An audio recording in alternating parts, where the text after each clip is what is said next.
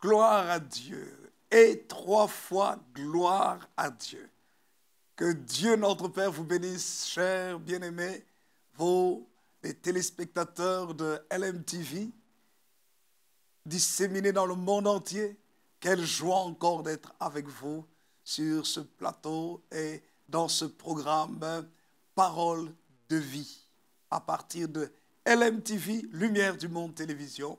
Je suis le bishop Jean Chitea de l'Église de Dieu en Belgique, à Nouvelle-Jérusalem, à Liège et toutes nos autres églises, Nouvelle-Jérusalem et autres, de par la Belgique et d'autres pays. Que Dieu notre Père vous bénisse abondamment. Et comment ne pas bénir le Seigneur pour cette nouvelle année, encore une fois de plus. Et nous ne cesserons tout au long de l'année de dire merci Seigneur pour cette année, pour ce temps nouveau dans lequel tu nous conduis. Parce que, bien-aimés du Seigneur, nous sommes dans un temps de transition. Ah oui, c'est pour ça qu'aujourd'hui, je voudrais ensemble parler avec vous d'un sujet tellement important sur la transition. Vous voyez, nous venons de passer des moments assez difficiles, assez compliqués avec la période Covid, confinement, déconfinement, le nombre de morts, bouleversement mondial. Et puis après Covid, il y a eu tous les problèmes avec la guerre en Ukraine qui affectent fortement le coût de l'énergie et toutes ces choses qui arrivent. En fait, quand vous faites attention, nous sommes dans une période de transition. Savez-vous, bien-aimés du Seigneur, que chaque période de transition passe toujours par des bouleversements. Et ce sont ceux qui savent comment gérer la période de transition qui peuvent mieux vivre après. Alors, je crois que le Seigneur vous a choisi spécialement pour vous faire entrer dans une grâce assez particulière.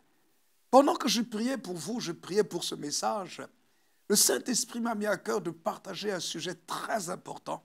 Et nous tirons cela de la vie de David.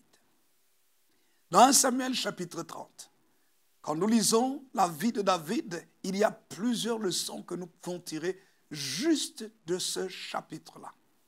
Et le thème donc de mon message aujourd'hui, c'est comment entrer dans la transition de l'élévation.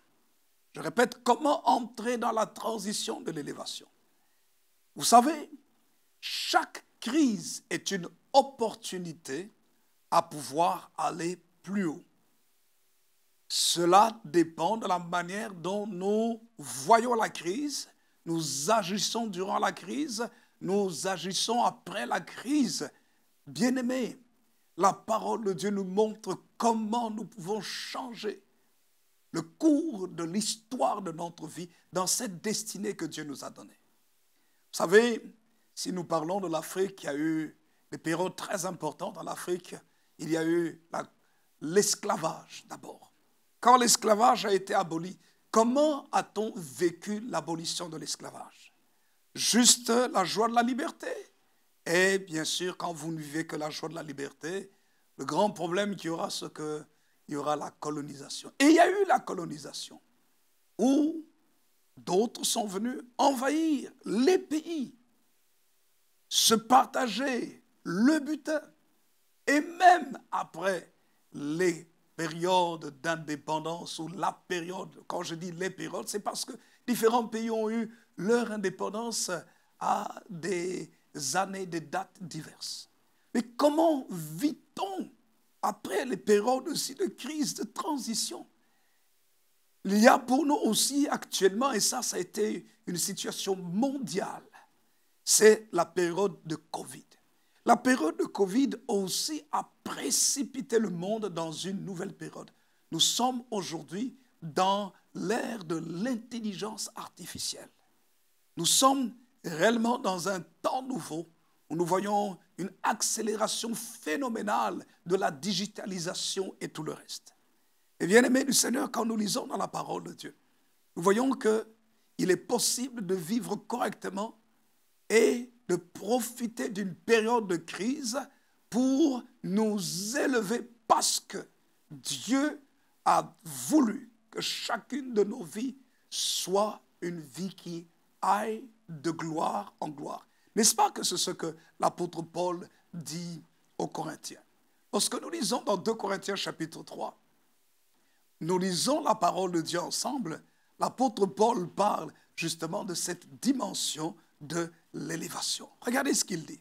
2 Corinthiens chapitre 3, il est écrit ceci au verset 16.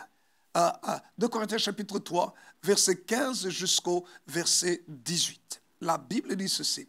Jusqu'à ce jour, quand on lit Moïse, un voile est jeté sur leur cœur, mais lorsque les cœurs se convertissent au Seigneur, le voile est ôté.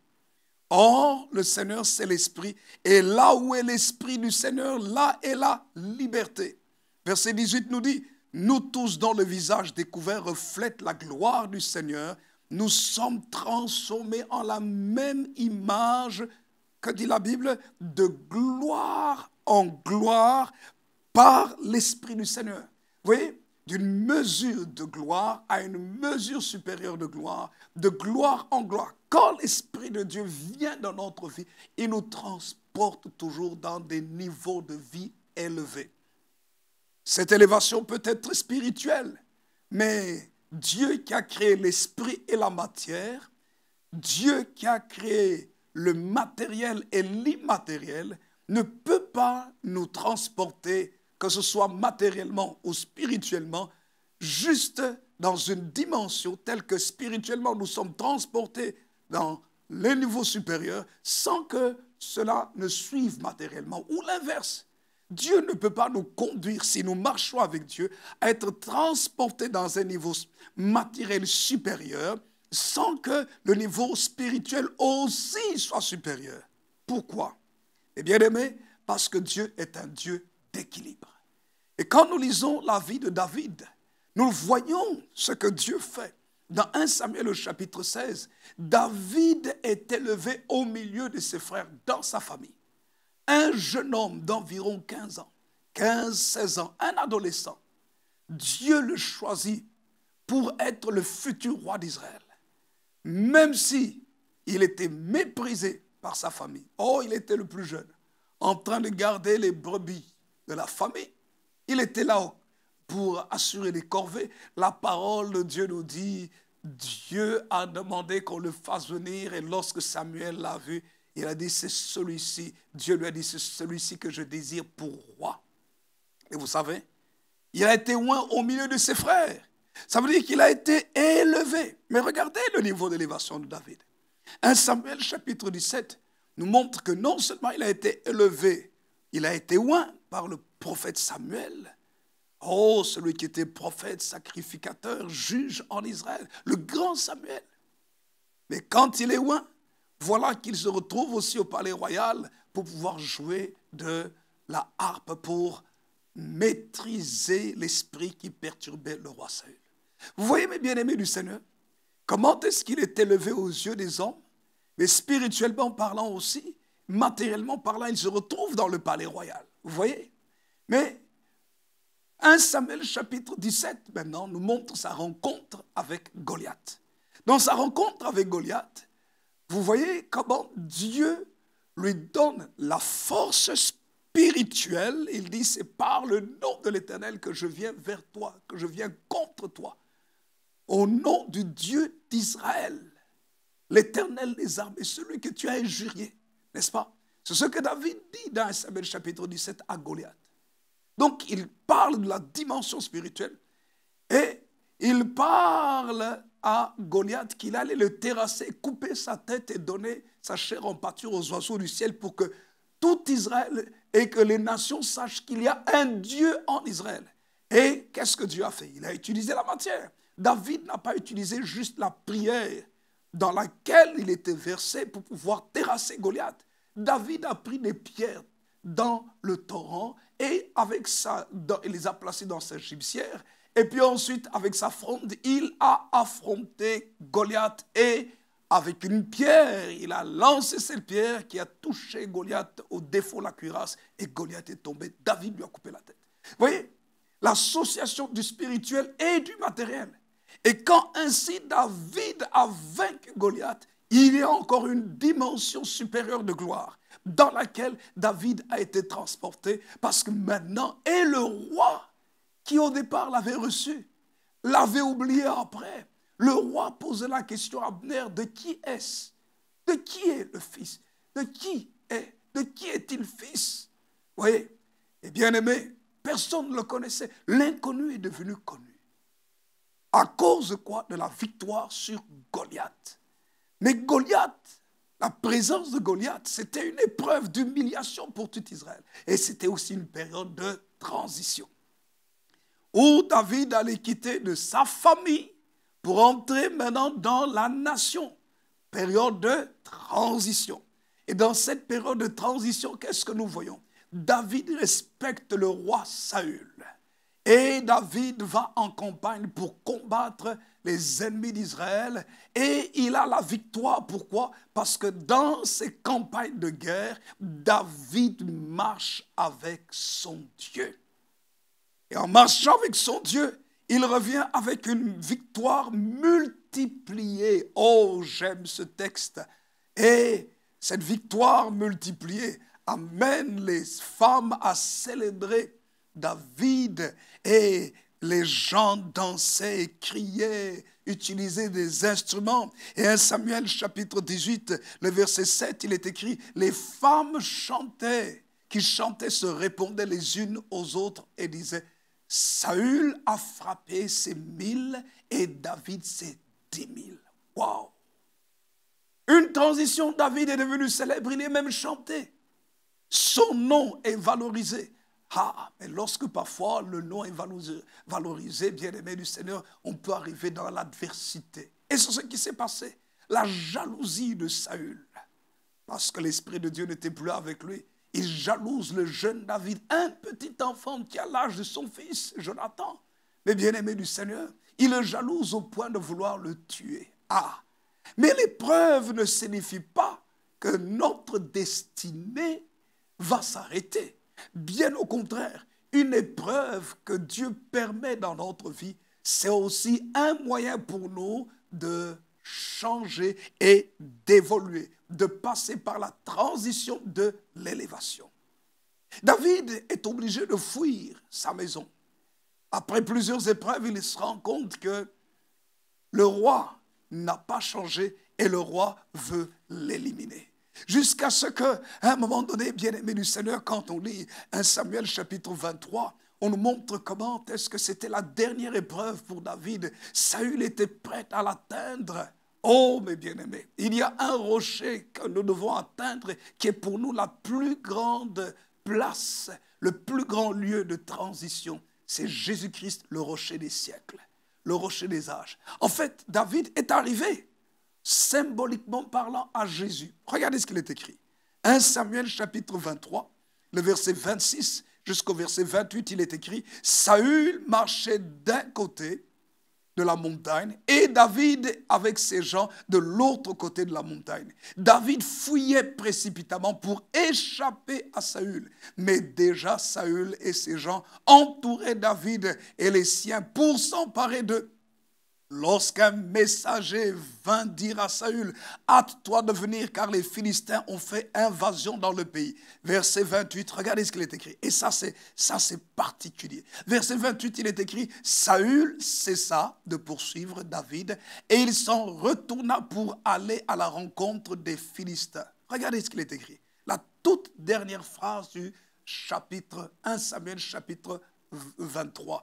La dernière phrase du verset 28 et la dernière phrase du chapitre 23 nous dit ceci. C'est pourquoi l'on appela ce lieu Séla Hamash-Lekot. Waouh! Oui, quand on lit comme ça, on va dire oui, c'est Séla Hamash-Lekot. Que veut dire Séla Hamash-Lekot? Écoutez. Séla Hamash-Lekot veut dire le rocher des séparations. À partir de ce moment-là, quand vous lisez la parole de Dieu, vous voyez une inversion. Avant, c'était Saül qui avait le pouvoir sur David et David fuyait pour protéger sa vie. Et quand maintenant David arrive à Séla Hamash-Lekot, le rocher des séparations, ça devient l'inverse. C'est David qui a le pouvoir dans les mains même de pouvoir tuer Saül. Et c'est là, maintenant, mes bien-aimés, quand nous lisons 1 Samuel chapitre 24, il est écrit, David monta, verset 1er, dans les lieux forts d'En-Gedi où il demeura. Il habite dans les lieux forts. Notre En-Gedi, notre Sela Amashlékot, c'est qui? C'est Jésus. Parce que Jésus dit dans l'évangile de Matthieu chapitre 16, verset 18, il dit, et tu es Pierre, et sur ce roc, le rocher, c'est lui, Jésus, je bâtirai mon église, et les portes du séjour des morts ne prévaudront point contre elle. L'esprit de mort attaquait David au travers de Saül. Mais bien aimé, lorsque David est arrivé à ce rocher de séparation, c'est là, Amashlékot, c'était le contraire. Écoutez-moi bien, l'esprit de mort n'avait plus de pouvoir sur lui. Un enfant de Dieu qui marche avec Jésus n'a pas besoin de craindre l'esprit de mort. Combien de chrétiens je ne vois pas qui craignent l'esprit de mort? Pourquoi? Parce qu'ils ne marchent pas avec le Seigneur Jésus. Quand ils marchent réellement avec le Seigneur Jésus-Christ, il a vaincu la mort, nous disent les Saintes Écritures. Le troisième jour, il est ressuscité d'entre les morts. La mort n'a plus de pouvoir sur lui. Il a pris les clés de la mort et du séjour des morts. Il a détruit cela pour pouvoir libérer nos vies, les hommes qui tous les jours marchaient dans la crainte de la mort. Et bien aimé du Seigneur, David est arrivé à ce rocher. Quand il arrive au rocher de séparation, la parole de Dieu nous montre comment Saül le poursuivait avec 3000 hommes d'élite sur tout Israël, donc des personnes expérimentées à la guerre. Une troupe d'élite, des soldats hyper précis, hyper puissants. Mais malgré la force de Saül, malgré la force des ennemis, la parole de Dieu nous montre comment Saül s'est retrouvé dans la caverne là à En-Gedi, mais bien aimé du Seigneur, dans la caverne là, la parole de Dieu nous dit qu'il était à la merci de David. Regardez ce qu'il est écrit. La parole de Dieu nous montre comment David est arrivé. Le verset 5, il est écrit, verset 5, 1 Samuel chapitre 24, verset 5, il est écrit, les gens de David lui dirent, voici le jour où l'Éternel te dit, je livre ton ennemi entre tes mains, traite-le comme bon te semblera. David se leva et coupa doucement le pan du manteau de Saül.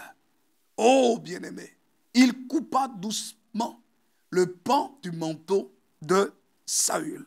Et la parole de Dieu nous dit au verset 6, après cela, le cœur lui battit parce qu'il avait coupé le pan du manteau de Saül. Verset 7, il dit ceci, et il dit à ces gens, que l'Éternel me garde de commettre contre mon Seigneur, loin de l'Éternel, une action telle que de porter ma main sur lui, car il est loin de l'Éternel. Waouh! Mes chers bien-aimés, vous voyez ici, il y a une attitude de David. Quelle est son attitude? C'est qu'il reconnaît qui est qui, même dans la période de l'adversité. En reconnaissant qui est qui dans la période de l'adversité, il dit non, non, celui-ci c'est un roi de l'Éternel. Il a l'âge de mon père, c'est un roi. Oh, même s'il est dans une erreur, il me fait du mal, il me veut du mal, et que Dieu me le met entre les mains, que j'ai le pouvoir de le tuer, je ne peux pas le toucher. Ce n'est pas à moi à juger, c'est Dieu qui doit juger. Bien-aimé, ça fait partie de la force de David. David n'a pas laissé la rancœur, n'a pas laissé les souvenirs douloureux, n'a pas laissé les blessures de la fuite, n'a pas laissé l'amertume gagner son âme au point de se venger de lui-même. Écoutez, combien de gens ne passent pas à côté de leur destinée parce qu'ils n'ont pas pu gérer leurs propres sentiments? Ils n'ont pas pu reconnaître qui est devant eux. N'ont pas pu reconnaître le temps de Dieu. N'ont pas pu reconnaître le test de Dieu. Le test de la qualification pour la transition. Mais David a reconnu, il dit non, non, non, non, non, non, non, non. Je ne peux pas toucher loin de l'Éternel. Voyez ce qui est écrit. Son cœur s'est mis à battre. C'est quoi? La conscience. Le Saint-Esprit lui interdisant de toucher à celui que Dieu avait oint, même si l'Esprit n'était plus sur lui. Beaucoup de gens, mes bien-aimés, passent à côté de ce que Dieu veut faire parce qu'ils ne reconnaissent pas et n'ont pas la sagesse de comprendre le programme et l'ordre de Dieu. Regardez, David a l'occasion de faire du mal à Saül, mais regardez mes bien-aimés, et il ne savait pas, en fait, les amis avec lesquels il était ne savaient pas que c'était aussi un test de l'Éternel. Il est écrit ceci, 1 Samuel chapitre 24, verset 5. Par ces paroles, David arrêta ces gens et les empêcha de se jeter sur Saül. Puis Saül se leva pour sortir de la caverne et continua son chemin. Écoutez, Saül n'était même pas au courant que David avait sa vie entre ses mains. Les gens qui étaient avec David savaient et pouvaient faire du mal à David, mais David les a arrêtés. Pourtant, David avait été en danger. Mais vous voyez, quand nous sommes dans la période de transition, lorsque nous respectons les principes de Dieu, même par rapport à ceux qui ont voulu nous faire du mal ou qui ont été jaloux vis-à-vis de nous, qui nous ont mal parlé, nous nous qualifions, écoutez-moi bien, pour un niveau supérieur. Et ce niveau supérieur sortira même de la bouche de ceux qui ont voulu nous faire du mal. Écoutez-moi bien, et j'aimerais parler à la jeune génération particulièrement. Jeune génération des serviteurs de Dieu ou jeune génération des enfants vis-à-vis de leur père. Parfois, les enfants tuent leur propre père. Parfois, les jeunes dans les églises tuent leurs propres pasteurs, tuent leurs propres anciens, tuent les vieux. Non, grosse erreur. En disant, oui, mais ils sont sortis de la foi, ils ont fait des erreurs, l'Esprit de Dieu n'est plus avec eux. L'Esprit de Dieu n'est plus avec eux. Ah, même si l'Esprit de Dieu n'est plus avec eux, tant qu'ils sont en vie, tant qu'ils sont là, Dieu a un programme. Écoutez-moi bien. Quel était le programme de Dieu avec Saül? Malgré que l'Esprit s'était retiré, c'était la stabilité du territoire. Il y a des gens que Dieu utilise simplement par la stabilité du territoire. Écoutez-moi bien. Et Dieu les utilise, entre guillemets, si vous me permettez l'expression, comme un mal nécessaire. Pourquoi? Parce que les autres ne sont pas encore prêts. David n'était pas encore prêt, il était dans la période de préparation. Bien-aimé du Seigneur. Et là maintenant, David ne touche pas loin de l'Éternel. Et regardez ce qui sort de la bouche du roi. Il y a une transition de la part de Saül. David lui parle avec courtoisie, avec politesse. Aujourd'hui, combien de prédicateurs, combien de gens, combien de jeunes serviteurs parlent avec arrogance des vieux? Quelle grosse erreur. David ne l'a pas fait. Mais regardez ce qui est écrit dans la parole de Dieu. David dit ceci. Regardez comment il parle à Saül. 1 Samuel chapitre 24, verset 12. Il lui dit ceci. Vois mon père. Waouh, mon père. Vois donc le pan de ton manteau dans ma main. Puisque j'ai coupé le pan de ton manteau et que je ne t'ai pas tué, sache et reconnais qu'il n'y a dans ma conduite ni méchanceté ni révolte et que je n'ai point péché contre toi. Et toi, tu me dresses tes embûches pour m'ôter la vie. Vous voyez? Il le respecte, il lui parle avec beaucoup de respect, malgré la méchanceté, malgré le mauvais coup que Saül voudrait emmener dans la vie de David. Regardez ce qu'il dit ensuite au verset 13. L'Éternel sera juge entre moi et toi, et l'Éternel me vengera de toi, mais je ne porterai point la main sur toi. Et il dit, des méchants vient la méchanceté, dit l'ancien proverbe. Aussi, je ne porterai point la main sur toi. Qu'est-ce qu'il est en train de dire? Mon cœur est pur, je ne refuse d'être méchant. Parce que la méchanceté provient de ceux dont le cœur est méchant. Je ne peux pas te toucher, ça revient à l'Éternel. Mais regardez, mes bien-aimés, ce que maintenant Saül dit. Regardez, la parole de Dieu nous dit au verset 17. Verset 17, nous lisons ensemble verset 17 jusqu'au verset 23. Il est écrit, lorsque David eut fini d'adresser à Saül ces paroles, Saül dit, est-ce bien ta voix, mon fils David? Et Saül éleva la voix et pleura. Et il dit à David, tu es plus juste que moi, car tu m'as fait du bien, et moi je t'ai fait du mal. Tu manifestes aujourd'hui la bonté avec laquelle tu agis envers moi, puisque l'Éternel m'avait livré entre tes mains et que tu ne m'as pas tué. Si quelqu'un rencontre son ennemi, le laisse-t-il poursuivre tranquillement son chemin? Regardez maintenant ce qu'il prononce comme bénédiction. Que l'Éternel te récompense pour ce que tu m'as fait en ce jour. Regardez maintenant la transition, le changement de pouvoir et d'autorité qui sort de la bouche de Saül et qui va vers David. Verset 21. Maintenant, voici, je sais que tu régneras et que la royauté d'Israël restera entre tes mains. Waouh!